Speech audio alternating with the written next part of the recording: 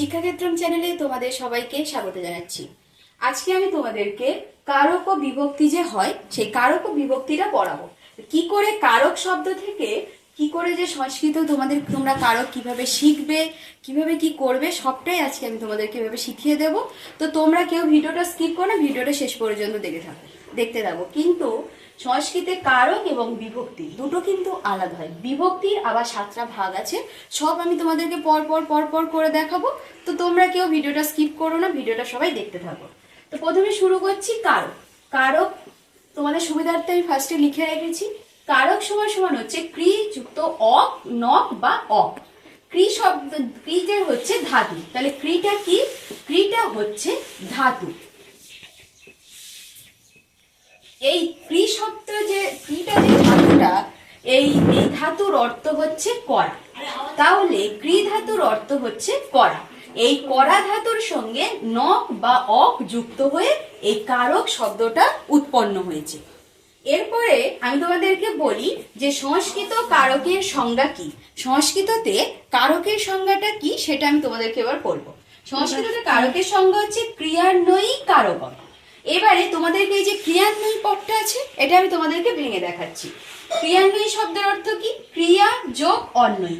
অন্বয়ীটা কিভাবে এসছে দেখো, অন্বয় যোগ ই নি বা ইন প্রত্যয় করে অন্বয়ী শব্দটা নিষ্পন্ন হয়েছে। অন্বয়ী শব্দের যে অন্বয় রয়েছে, এই অন্বয় শব্দের অর্থ হচ্ছে সম্পর্ক নির্ণয়। কারকের এবার আমি তোমাদেরকে বলবো কারকের সংজ্ঞা।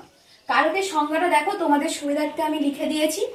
বাক্য মধ্যস্থ ক্রিয়াপদের সঙ্গে অন্যান্য পদের যে সম্পর্ক তাকে কারক বলে। তাহলে কারকের সংজ্ঞা কি?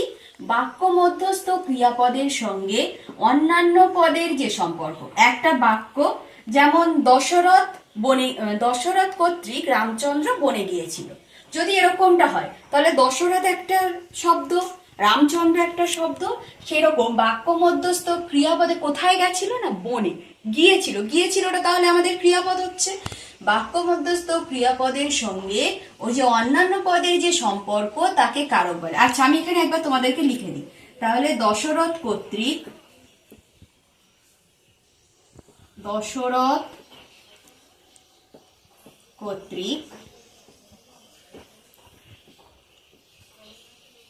রামচন্দ্র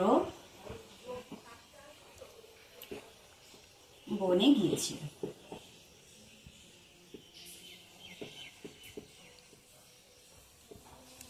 কর্তৃ শব্দের অর্থ হচ্ছে দ্বার। দশরথের জন্য রামচন্দ্র বনে গিয়েছিল। কারণ দশরথ, তোমরা রামায়ণে পড়েছো যে দশরথ কৈকেয়ীকে যে 3টে বর দিয়েছিল, তার মধ্যে কৈকেয়ী একটা বর চেয়েছিল যে 14 বছরের জন্য রামচন্দ্রকে বনবাসে পাঠাতে হবে। ঠিক সেই কারণে সেখান থেকে আমি কথাটা তুললাম। দশরথ কর্তৃক রামচন্দ্র বনে গিয়েছিল। তাহলে গিয়েছিলটা কি? গিয়েছিলটা হচ্ছে ক্রিয়াপদ। তাহলে গিয়েছিলটা কি? গিয়েছিলটা হচ্ছে ক্রিয়াপদ। আর এগুলো কি?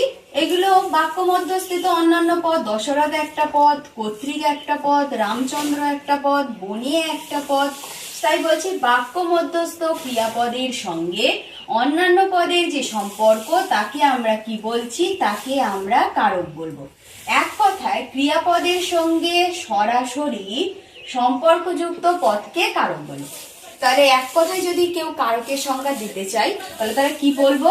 ক্রিয়াপদের সঙ্গে সরাসরি সম্পর্কযুক্ত পদকে আমরা কারক বলছি। এরপরে আমরা আসবো বিভক্তিতে।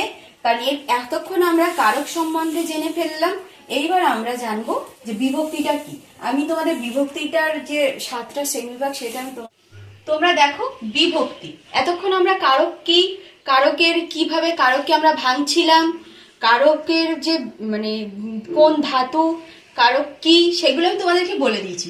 এবারে তোমাদেরকে বলে দিই বিভক্তি। কারণ তোমাদের সিলেবাসে কারক ও বিভক্তি উভয়ই রয়েছে, সেই কারণে এখন আমি তোমাদেরকে বিভক্তি সম্পর্কে বলবো। প্রথমে তোমরা এখানে দেখে নাও যে সংস্কৃতে কারকের অপর নাম হচ্ছে বিভক্তি। সংস্কৃততে যাই কারক তাই বিভক্তি, কারকের অপর নাম হিসেবে বিভক্তিকে ধরা হয়েছে। এখানে আমি তোমাদের বিভক্তির যে শ্রেণী বিভাগ আছে সেটা করে দিয়েছি।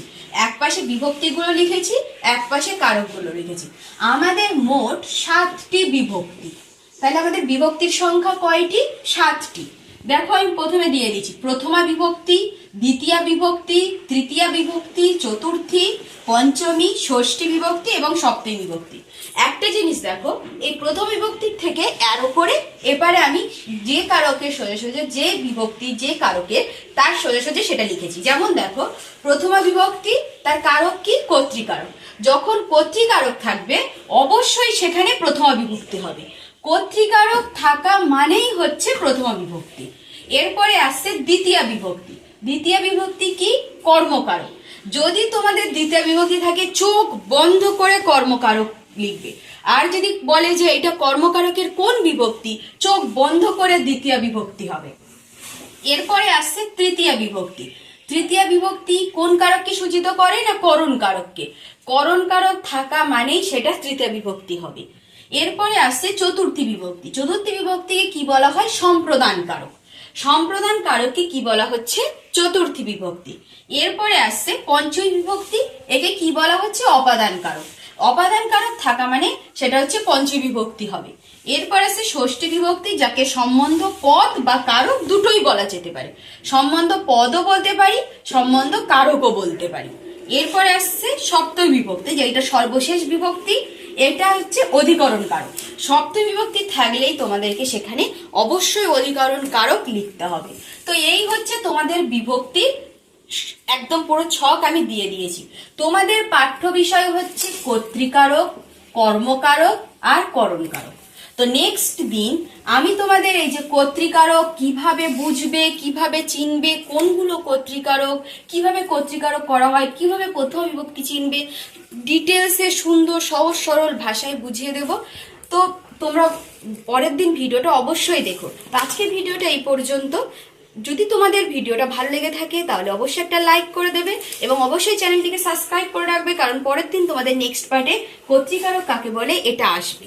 আর অবশ্যই তোমাদের বন্ধুদের কাছে একটা শেয়ার দিয়ে রাখবে এবং ভালো লাগলে একটা লাইক করে দেবে এবং কমেন্টে জানাতে ভুলবে না ভিডিওটা তোমাদের কেমন লাগছে। তো আজকে ভিডিওটা এই